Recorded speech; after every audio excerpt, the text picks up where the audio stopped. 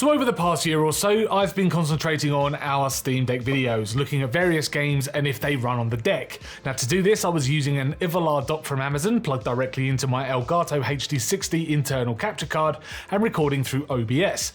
Well, I've just got a new solution to try and one that looks much nicer on my desk, but it also comes with a whole raft of features as well. It's called the AVerMedia GC515 Capture Dock, and it's a USB-based external capture device that can capture videos from various handheld and mobile devices. Now, I've already replaced my current AVerMedia dock with this new GC515, so that's what we're going to be talking about in this video, my experience with the GC515 and the Steam Deck OLED. Stay tuned.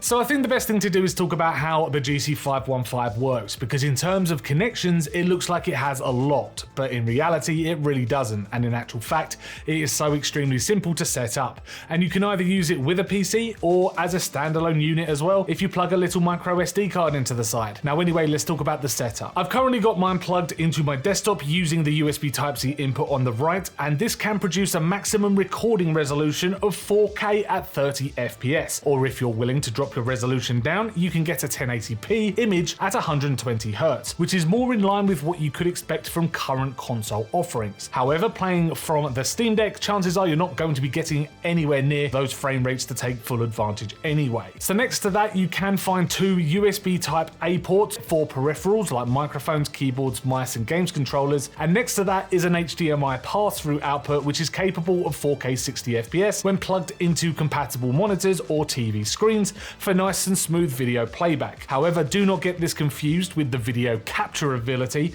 This is only playback. Across from that is for passing through power. So for example, my Steam Deck power supply is plugged into this port and power is capped at 65 watts, which isn't too bad at all really, and can easily keep a Steam Deck powered while in use. The final USB Type-C port is designed to run to your handheld or tablet, which is what I've got plugged into my Steam Deck, and a small Type-C to Type-C cable is included in the box. Now please note at this point that there is no power adapter in the box, so you will need to rely on an external power supply from your handheld or tablet. There is a USB Type-C to Type-A cable included in the box to connect it to your PC, and the length is actually pretty generous, and it could easily stretch the length of my desk to my desktop with ease. So this is how I've got mine set up, and I do have an Xbox controller plugged into one of the USB ports too, so I can play games more easily with that. So with all said and done, I can now detect the GC515 Capture Dock as a video capture device inside of OBS, change my video settings like a standard video capture device can, and then my Steam Deck screen will show in the preview window. However, this is where issues really began to start for me, and that's with the latency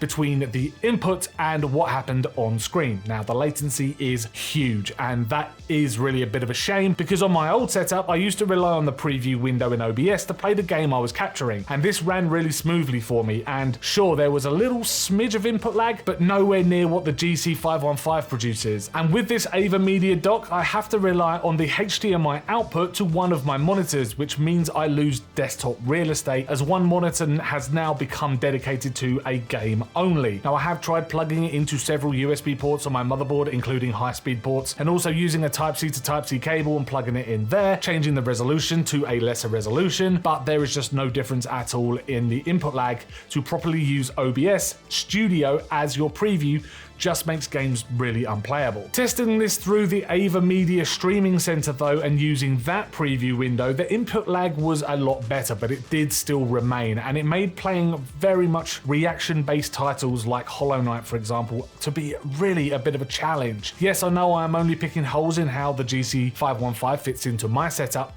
and if you're a creator who commentates over the top of Let's Plays or wants to capture gameplay for future use, then this device really hits the jackpot, because as mentioned before, you can directly record to the micro SD card without the need for a PC at all. So throughout this editing process, I have noticed one thing, and this device will only capture your gameplay. And while the marketing materials state that this can be used with a microphone, like I'm using on my desk at the moment with the AVerMedia Versati Go microphone, it can only be used to override the built-in microphone on the Steam Deck for things like Discord or Steam Chat while in multiplayer games. Now, unfortunately, you cannot record your voice to the footage in real time, and this to me is a pretty big missed trick for content creators who regularly record Let's Play videos for their YouTube channels. They could have used a piece of kit like this to completely bypass any editing needed. Just stick the footage onto your laptop once you've recorded it to the SD card and get it uploaded directly to YouTube, complete with voiceover and in-game audio, but unfortunately this just isn't the case.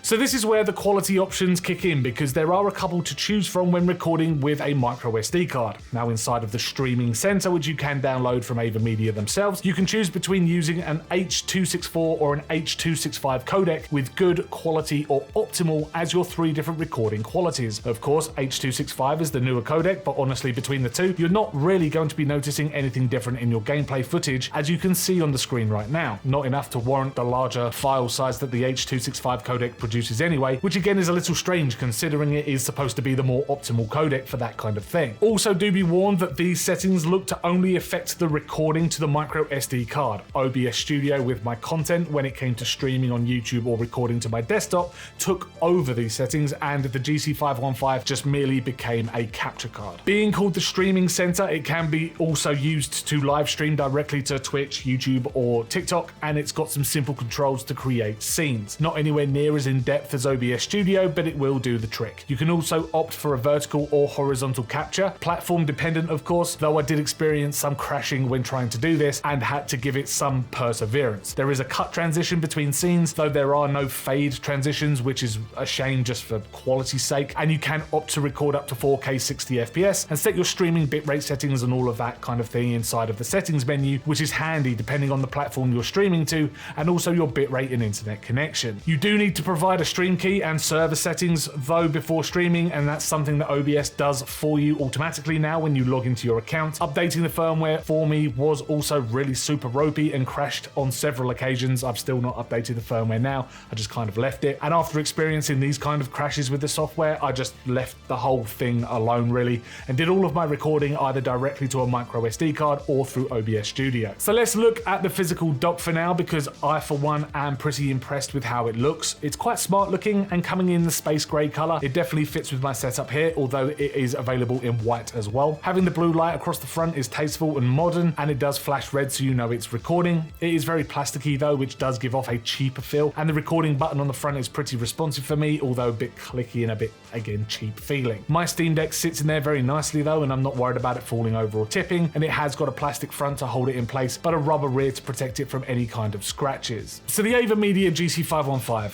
how can I conclude this video? Well, it is a very niche product, and one that is really only aimed at those handheld gamers or tablet users. It's very narrow in terms of scope, and I think the inclusion of an HDMI input on the back of this thing as a pass-through could be your all-in-one solution for content creation and capturing content. So you could say have a PS5 in the house and capture video from there, and then switch to your Steam Deck and capture some video from there. You know, just some kind of all-in-one solution rather than just narrow handheld or tablet aim. For content creation when using it with a PC, I do however think that AVerMedia needs to think about the delay when using it with OBS Studio, because so many content creators out there now are using OBS for their videos and also live streams, and there could be an issue where your reactions in real time may not line up with such a delay. Now imagine playing a horror game and you've just had a jump scare on your game screen, only for the jump scare to happen a second or two later on your OBS feed. It really does need looking at, I think. But maybe that's not the aim here. Maybe the aim is more for people who need to capture good quality and clean footage from a handheld console or tablet. It means if you're a gamer, you can kick back and relax and record your footage and get it uploaded to edit at another time. It does cost £179 on Amazon right now, and there is an affiliate link below if you wanted to check it out for yourself. It is expensive, but it's not a bad product. Thank you very much for checking out my video review of the AVerMedia GC515 Capture Dock. If you did enjoy this video, hit that like button, subscribe to keep up with our latest tech and gaming videos, and also let us know in the comments down below, would you have something like this on your desk to capture your Steam Deck content or even your tablet content? Let us know down below how you would use it. As I say, thanks very much for watching, and we will see you in the next video.